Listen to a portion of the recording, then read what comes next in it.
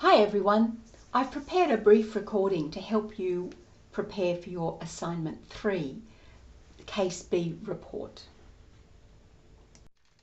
The due date for this is the 16th of September, so it's a little over 2 weeks away, and that applies to both the Wagga Online students and the Study Centre students. The return date is the 5th of October, and for my Wagga Online students, I hope to get it back much earlier than that. The length is 3,000 words. Now make sure you read and complete all requirements and really look at the criteria for the assessment to ensure that you're maximising your marks. Students fall down on these sorts of questions by not reading the additional information in the case and not taking that on board. So really focus on that and make sure that you've picked up all the extra points that are in the case.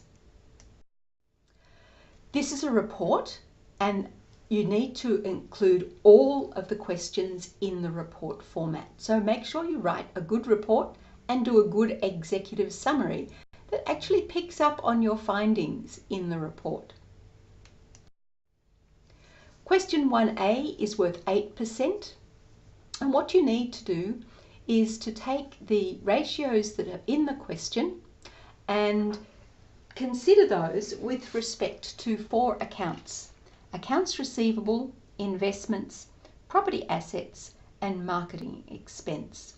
So you need to write down each of the accounts in the table, do your analysis of the ratios with respect to the account, the audit risk that this analysis might have identified, and then identify the steps that you need to take in the audit to reduce the audit risk.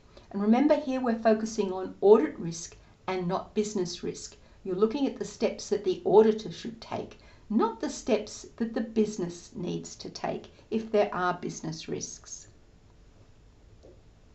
Now you've got 2 types of accounts receivable, haven't you? You've got the wine and you've got the beef.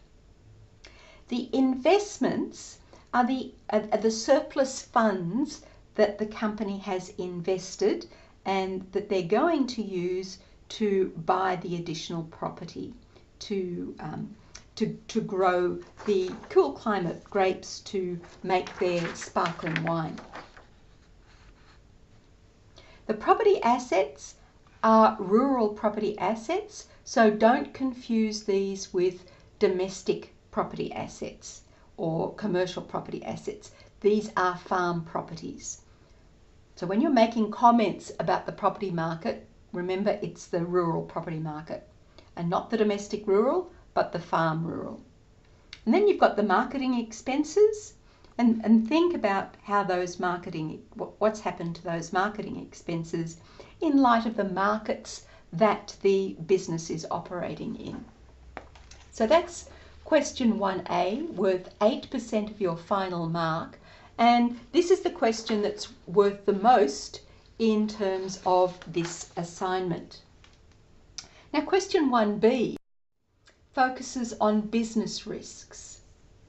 And here you've got to use the information in the analytical review and the additional information in the question to identify the business risks that the firm is facing. Now, from my past experience, I found that students put internal control risks here. Don't do that. The internal control risks are being identified in the second part of the question, of the assignment, questions 2A and B.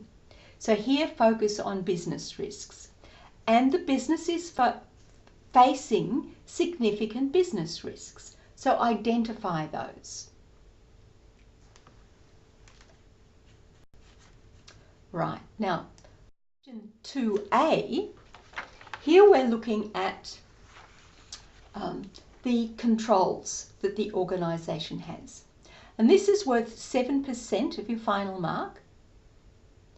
This business is much more computer oriented. There's little paper controls, but there are a number of computerized controls. So remember here that you're looking for controls within the computer or where people have actually approve things online where there is not necessarily the need to approve things offline because an approval has been done. So focus on the fact that this is a computerized system, not a paper-based system, and think about the controls in that basis. You also need to identify the risk that's alleviated by each control and how the auditor would test that the control is working. Now, the last part of this assignment is question 2B and is worth 2% of your final mark. And here you need to identify the weaknesses in internal control for purchases and accounts payable and explain why you think it is a weakness. So you're answering the question, why is this a weakness? Then finally, the presentation of this assignment is worth 1%. 0.5% is for professional communication. And again, check your criteria, use the word processors grammar checker or run your assignment through Grammarly if you are unsure about your grammar. Referencing is worth 0.5%. Again, check the criteria and ensure that you use in-text referencing and prepare a reference list at the end of your assignment. So I hope this has helped you in the preparation of your assignment. All the best with it.